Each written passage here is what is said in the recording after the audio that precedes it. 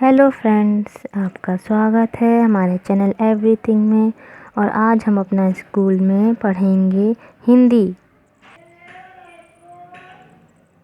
संज्ञा का पार्ट 3 आज शुरू करेंगे, जिसमें हम पढ़ेंगे संज्ञा के भेद। संज्ञा के भेद में मैंने इसके पहले व्यक्तिवाचक संज्ञा का वीडियो बनाया है, वो आप पढ़ लीजिएगा, देख लीजिएगा। आज हम पढ़ेंगे संज्ञा का जातिवाचक संज्ञा। ये दूसरा भेद है। शुरू करते हैं। जातिवाचक संज्ञा। जिन संज्ञा शब्दों से उनकी पूरी जाति या समूह का बोध हो, वे जातिवाचक संज्ञा कहलाते हैं। उदाहरण: पक्षी उड़ते हैं, सुनार आभूषण बनाता है। तो ये जो पहला उदाहरण है, इसमें जातिवाचक में पक्षी है। पक्षी कैसे है? इसमें तो कोई नाम नहीं है, लेकिन ये पक्षी है। इससे ये पता चलता है कि पक्षी, जितनी भी पक्षी जाति है, इस पूरी जाति के बारे में बात हो रही है। उस पूरे समूह, मतलब कि ग्रुप के बारे में बात हो रही है। तो पक्षी उड़ते हैं, इसलिए पक्षी हो गया जातिवाचक।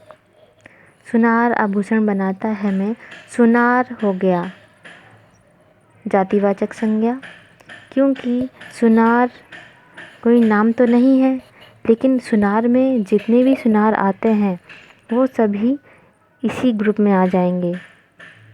तो इससे पता चलेगा कि सिर्फ सुनार की बात हो रही है और किसी की नहीं। जितने भी सुनार हैं उन सभी सुनारों की बात हो रही है।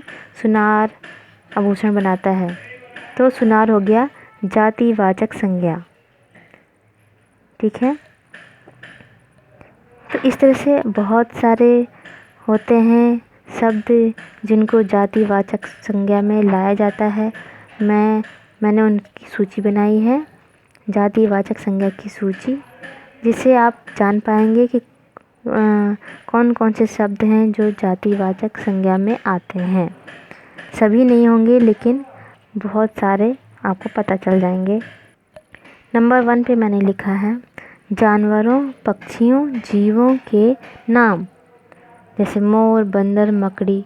आप जानते हैं जितने भी जानवर होंगे उन सभी जानवरों के जो नाम हम लोग बोलते हैं, पक्षियों के नाम, जीवों के नाम। लेकिन ये मोर है, मोर का आपने जैसे अगर आप पालेंगे घर पे मोर, तो उसका नाम रखेंगे, ठीक है। लेकिन अब इसका नाम तो किसने रखा है, और ये मोर प्रजाति है, तो इस मोर प्रजाति के बारे में पता चलता है कि ये मोर है, और कोई किसी और पक्षी की बात नहीं हो रही है। मोर के जाति की जो पक्षी हैं उनकी बात हो रही है। इसलिए बंदर, जो दुनिया में जितने भी बंदर हैं उन जाति की बात हो रही है, उनके समूह की बात हो रही है। मकड़ी, जितने भी कीड़े हैं, जीव हैं छोटे छोटे, उनमें सिर्फ मकड़ी की बात हो रही है। तो इस तरह से आप किसी का भी कोई भी शब्द इस्तेमाल कर सकते हैं, प्रयोग कर सकते हैं। वो सभी शब्द जानवरों के हों या पक्षियों या जीवों के, वो सभी जातिवाचक में आएंगे। नंबर 2, फलों, फूलों, सब्जियों के नाम। जैसे आम, मटर, गुलाब। इस तरह से इनमें सारे शब्द जातिवाचक संज्ञा में आएंगे। नंबर 3, वस्तुओं के नाम। मेज, पेन, पुस्तक आदि। इनमें कोई विशेष नाम नहीं इस्तेमाल किए गए हैं इन सभी में, इसलिए उनकी सिर्फ जाति पता चलेगी, इसलिए जातिवाचक संज्ञा में आएंगे। अब जैसे लिखा है नंबर 4 पे, संबंधों, पदों के नाम। भाई, आपके जितने भाई हैं सभी भाई इसमें आएंगे, शामिल होंगे, लेकिन कोई किसी का नाम तो नहीं दिया है, इसलिए ये जातिवाचक संज्ञा में आएगा। बच्चा, कोई भी बच्चा हो सकता है। वकील, कोई भी वकील हो सकता है, जज आदि। इस तरह से ये सभी जातिवाचक संज्ञा में आएंगे।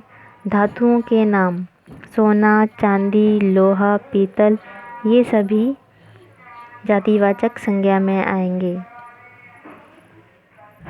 तो इस तरह से आपने जान लिया जातिवाचक संज्ञा क्या होती है।